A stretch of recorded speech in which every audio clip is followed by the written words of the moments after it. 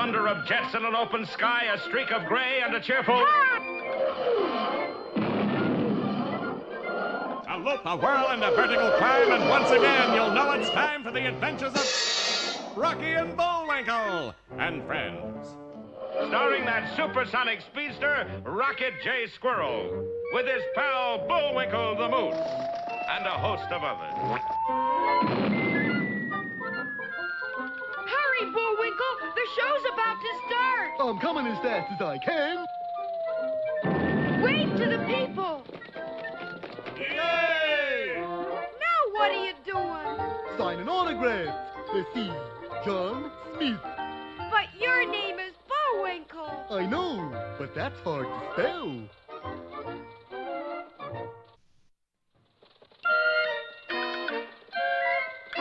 We're gonna have a lot of fun. Come on and join us. Sure, there's always room for one more.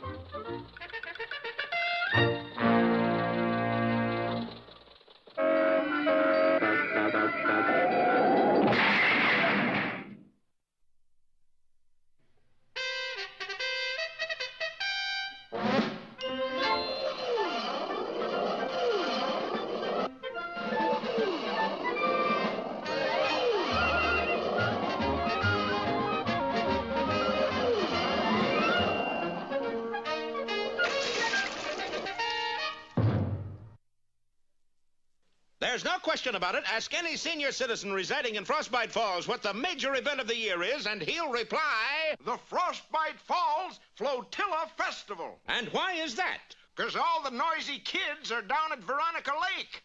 Ah, peace, it's loudmouth butterfly. You really couldn't call it a lake. It's more of a pond. That is, well, actually, I guess you'd call it a sump. At any rate, every boy in the general area had his boat ready to sail. Bullwinkle, you can't enter the race. I'd like to know why not. The rules clearly stipulate no human over 10 can participate. I'm about as inhuman as you can get. You're a moose. And that's another reason.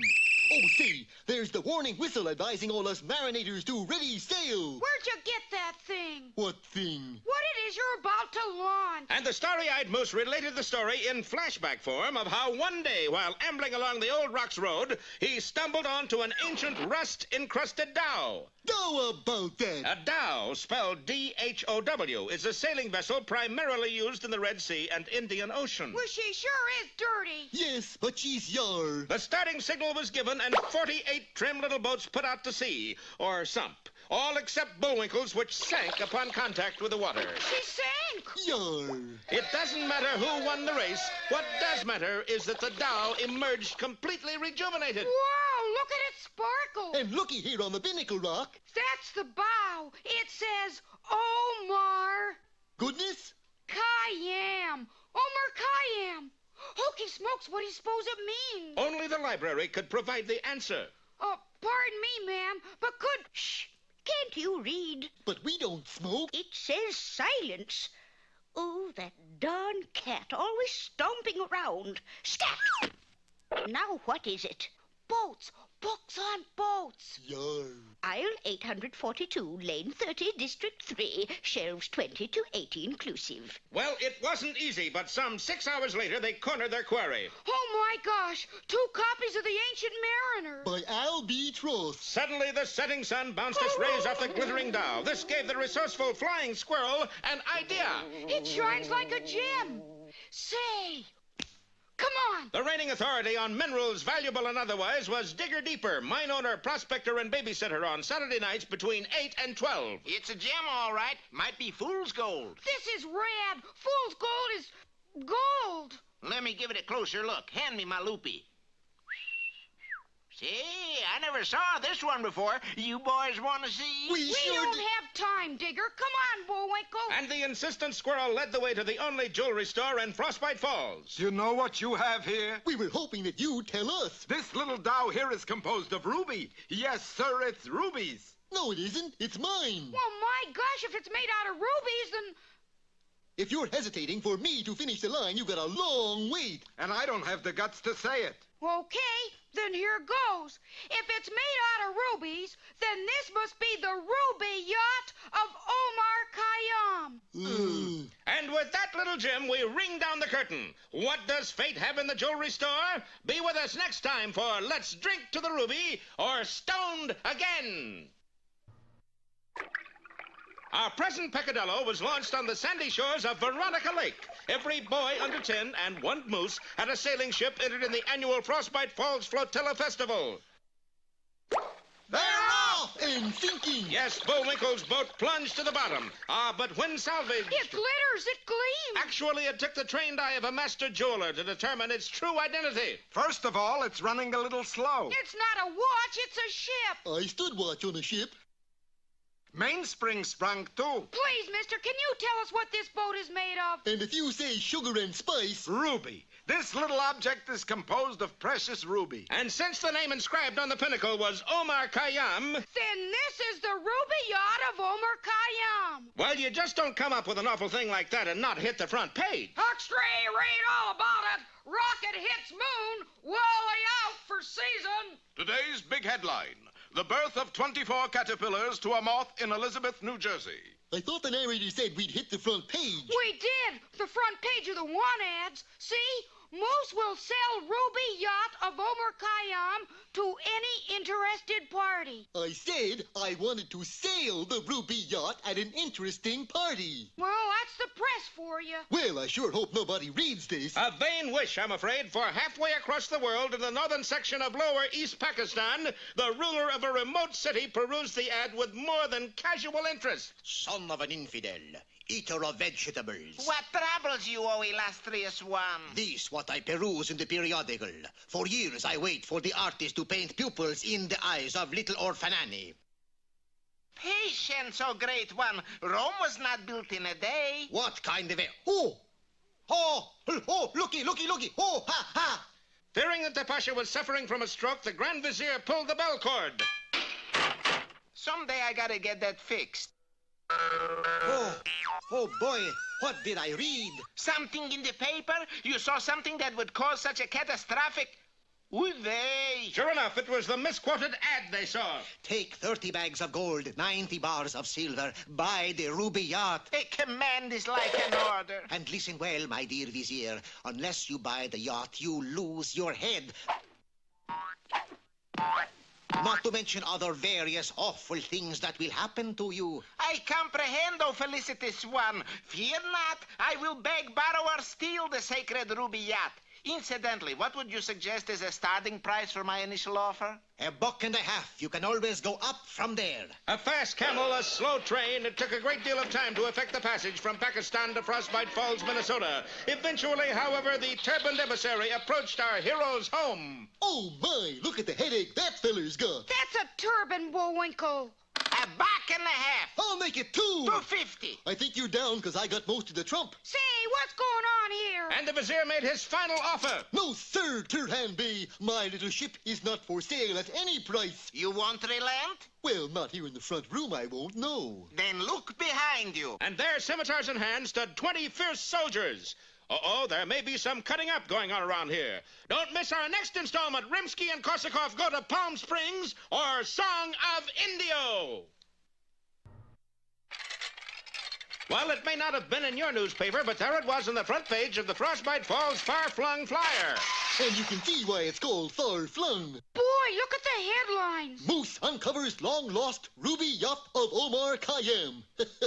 Pretty little doodad, isn't it? Sure is, and it must be worth thousands. A low estimate to be sure, especially to the ruler of a certain remote city in lower North Pakistan. For years, the Ruby Yacht floated in this sacred bathtub. It was our talisman. What's a talisman, O grandiose one? Okay, let's just say it was our good luck token.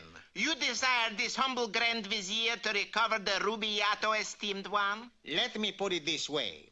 If you don't recover Ruby Yacht, I shall be a esteemed off one. And as we close the episode that came before this one, the Vizier was trading hotly with the reluctant Moose. I give 4 Roger Maris baseball cards for Yacht. Not even if you throw in Leo DeRocher. I give warped LP of Jen Pierce singing Bluebirds of Happiness. Not even for Mildred Pierce. Yes, apparently the Ruby Yacht had gotten under Bullwinkle's skin. And the same might be said for our swords. Hokey smokes, we're surrounded. Rocky wasn't about to take this socked in. Make for the door, Bullwinkle.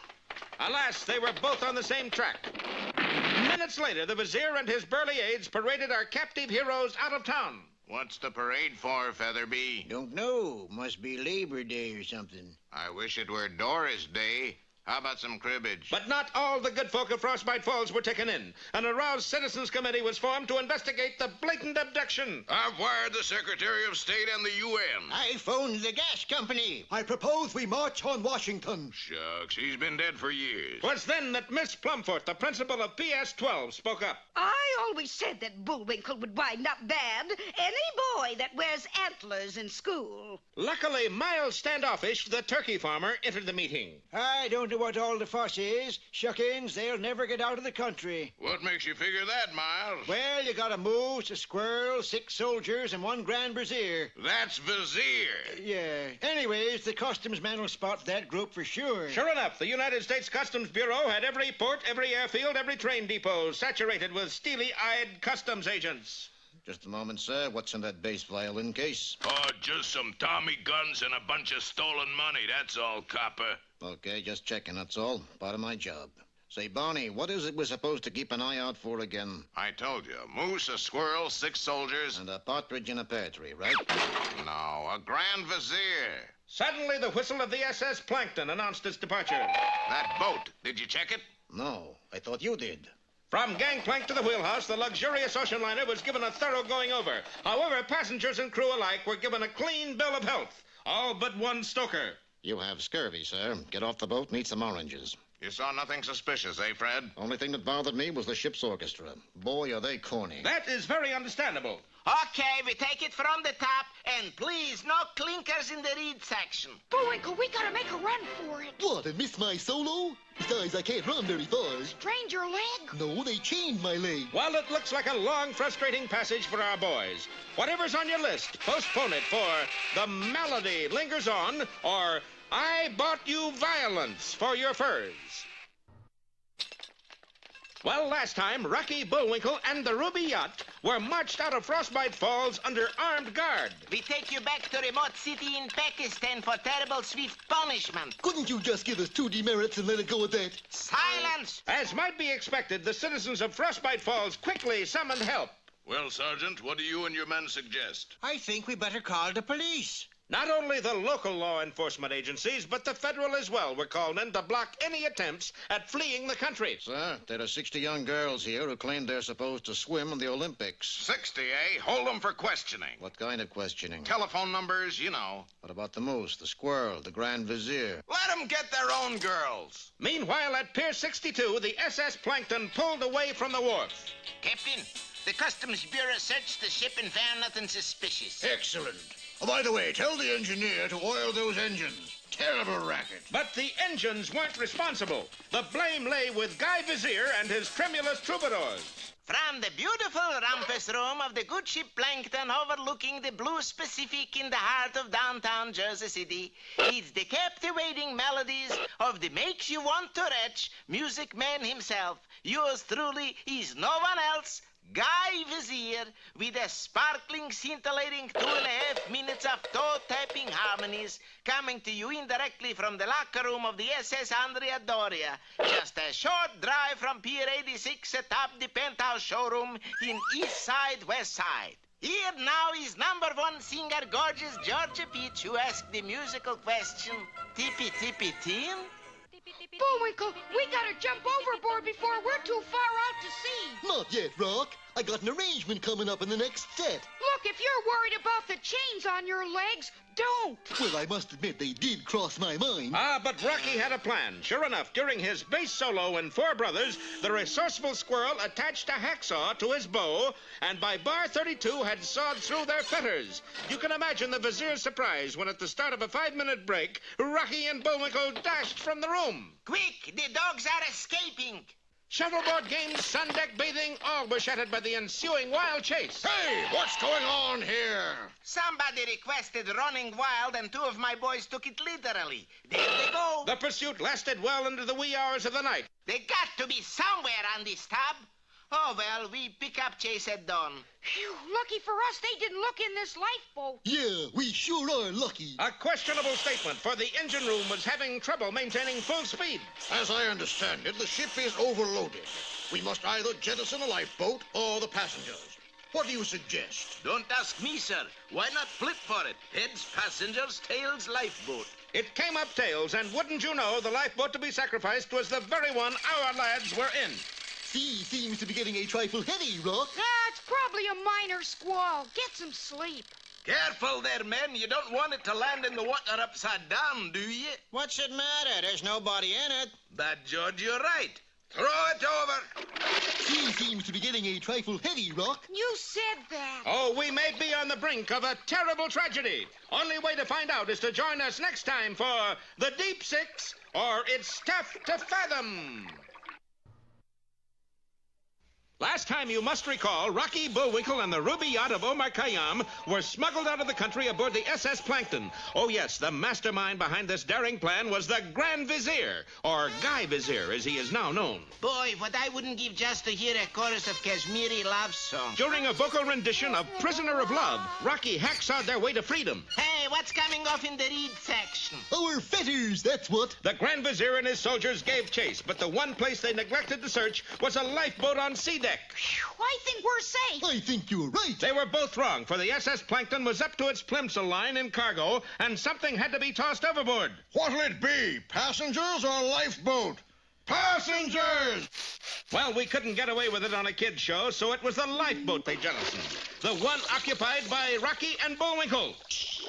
No thanks, Rock. I'm not thirsty. What do you mean you're not thirsty? Well, didn't you just open a canteen and spill some water? Hokey smoke, we're foundering, and we're upside down in the water. Boy, if there's one thing you've got, Rock, it's perception. It wasn't easy, but through sheer superhuman moose power, the boys managed to right their craft. Uh-oh, fog's coming in. Who cares? New York is in that direction. Row, Bullwinkle, row hard. The moose complied for all he was worth. Alas, what he didn't know was that a mooring cable had snagged the prow of the lifeboat. Therefore, no matter how hard he pulled, the boat went right along with the SS Plankton. Stroke! Stroke! I'm stroking! 2 weeks later, the lifeboat stopped, just as the fog and their spirits lifted. There it is, Bullwinkle, New York City. Yeah! Statue of Liberty, Empire State Building, India Ink Company. India Ink! The realization that they had been towed all the way to the harbor of Bombay suddenly sank in. I think I shall now be sick. Don't waste it. Wait until you reach our remote city. And that word remote fit most aptly, for high in the Pakistan hills, nestled snugly amid giant boulders, sat the small but exceedingly remote city of Jaipur, whose very name struck terror in the hearts of peaceful men. The Pasha who ruled this tempestuous town had no mercy with those who transgressed against tribal laws. But you're merciless one. I didn't swipe this ruby yacht. You did too. For eons and eons it floated in this sacred shrine. Looks more like a bathtub. That's what it is. Anyways, as long as it floated, the city of Jaipur had good luck. And you mean when it was taken you had bad luck? 12 months of steady monsoons. That's a lot of rain, Jack. Yes, I call that bad luck. But you said the ruby yacht disappeared 400 centuries ago. You got sharp ears for a squirrel. Well, listen here, Pasha. I'll have you know I am not 400 years old. I should take your word for it. Take him out and cut off his, No, that wouldn't hurt him. Aha! Ooh, ooh! Throw him in the cobra pit. Thus, seconds later, Bullwinkle stood swaying at the rim of a pit, while below a covey of cobras watched evilly. We will teach you the error of false pride. See, weren't you in Gunga Din? Over you go. No, wait a minute. Actually, we have to wait more than a minute because we've run out of time. Does Rocky have something up his sleeve? Fur? We'll find out in the New Delhi Catassin or Judgment at Bloomberg's.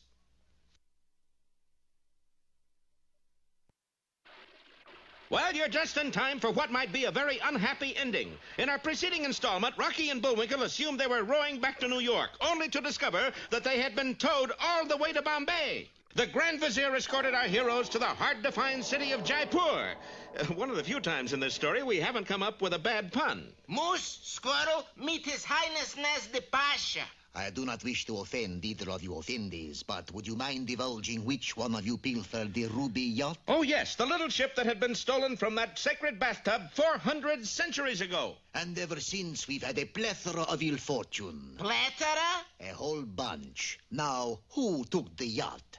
I took it, but it isn't my yacht. I mean, it is my yacht, but I took it. That is, oh, marshmallows. There were two ways of dying in Jaipur. Just living there and being cast into the dreaded Cobra Pit. This was to be Bullwinkle's punishment. Shame it isn't the end of an episode. We could use Thanks for the Memory as a title. Never mind the shop talk. Walk over into the pit. Look, if I have to go this way, those snakes can walk over to me. Silence, thief of thieves. Push him in. Stop! Stop! What do you mean, stop? You can't say stop when we're about to push Moose over. What is wrong with you? I said stop, and I mean stop. He said stop. How about that? Well, no one had ever said that before, so they all adjourned to the throne room, leaving the snake pit behind. Goodbye, Olivia. Now, what gives with all this stop jazz? Your Eminence. Your Majesty. Skip the flattery. We all know I'm great. We demand a fair trial. You're kidding. We don't have fair trials here. We don't have any trials. Rocky threatened to shout more stops, so a trial was agreed upon. Counselor for the accused, Rocket J. Squirrel. What'll we do, Perry? Plead self-defense? First off, you throw a fit. For Bullwinkle, this was easy. While this was going on, Rocky, unnoticed, grabbed a sheet of paper, shaped it into an unreasonable facsimile of the Ruby Yacht, and sprayed some lacquer on it. Amazing set of coincidences, isn't it? You can quit now, Bullwinkle. I'm all cured. Mr. Pasha, my client did not steal your Ruby Yacht. In fact, nobody did. I object. That's in the material and an elephant. Overruled. You see, the real Ruby Yacht was here all the time in the bottom of the sacred bathtub. With deft maneuvering that only a flying squirrel could do, Rocky brought up the yacht. You mean it sank 400 years ago? Exactly. Okay, doke, wise guy. What is Ruby Yacht Moose had? This one, nothing but paper.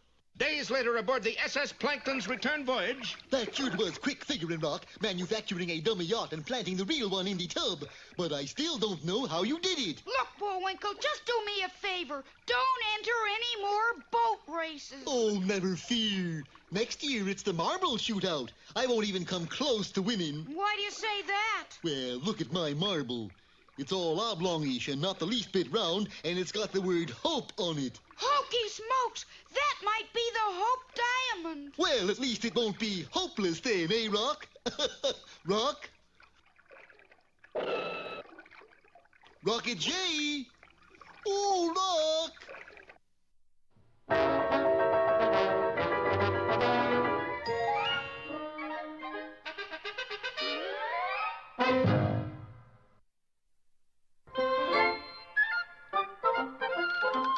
Well, it looks as if our time is just about run out. Mine must be a little slow. You got the credits, Bullwinkle? All on this itty-bitty card. Oop!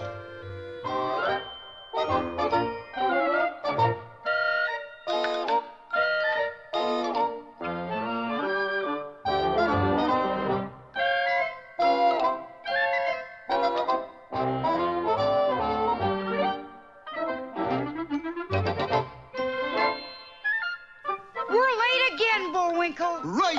Bye now. See you next time.